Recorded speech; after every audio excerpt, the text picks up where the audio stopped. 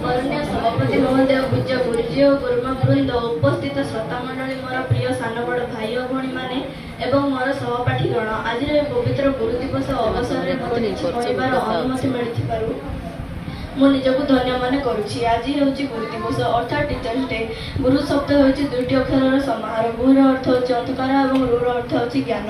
अज्ञान रूपक अंधकार मुक्त करी जे हमकु ज्ञान रूपक आलोक देखै थांती से होछन्ति प्रकृत गुरु। साधारणतः आम पितामाता होछन्ति आम प्रथम गुरु, किंतु पितामाता पर आम जीवन में शिक्षक बा गुरु आसता। यही गुरु मैंने आम प्रत्येक छोट बड़ भूल को क्षमा करी आमको उचित शिक्षा दे आम भविष्य जीवन यात्रा को सरल एवं आलोकित करथांती। यही गुरु मानक सम्मान जणाइबा सहित तांको सानिध्य लाभ पाई प्रतिवर्ष आम गुरु दिवस पालन करिथाउ। प्रकृत में 1962 मसीहा भारतर पूर्वतन राष्ट्रपति डॉक्टर सर्वपल्ली राधाकृष्णन को जन्म दिवस को गुरु दिवस रूपे पालन करा जाउछि। डॉक्टर राधाकृष्णन भारतर जड़े ख्यातनाम दार्शनिक, आदर्श शिक्षक और उत्कृष्ट वक्ता थे। तांको जन्म 1888 मसीहा सेप्टेम्बर मास 5 तारिख दिन तमिलनाडु एक छोट गाँ तिरुतानी होइथिला। तांको बाबा वीरस्वामी जाति ब्राह्मण थिले। पूजा कर्माणी आदि करी जीविका अर्जन करुथिले, मात्र तांको आर्थिक अवस्था आदौ भल नथिला। बहुत कष्ट राधाकृष्ण तांकर प्राथमिक शिक्षा समाप्त करथिले।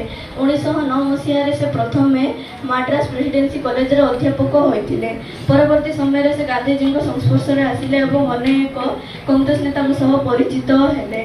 1952 मसीहा रे से उपराष्ट्रपति हेले। तापरे 1972 मसीह भारतर द्वितीय राष्ट्रपति हेबार गौरव अर्जन कले। विभिन्न क्षेत्र में उल्लेखनीय सफलता भारत रत्न रे भूषित करागला। से इंग्लैंड सर्वोच्च उपाधि ऑर्डर ऑफ मेरिट पद पाइबार सौभाग्य अर्जन करथिले। से जड़े ज्ञानयोगी एवं जड़े आदर्श गुरु। गुरु मानक सम्मान प्रदर्शन करने निमंते तांको जन्म दिवस को गुरु दिवस रूपे पालन करने को से परामर्श जन्म दिवस गुरु दिवस पालन कराए प्रति एवं समस्त गुरु मान प्रति यथोचित सम्मान प्रदान कर मन में गुरु मान प्रति समस्त भल पाइबा सम्मान श्रद्धा को देखा गुरु दिवस होची सबुठारु उत्तम माध्यम।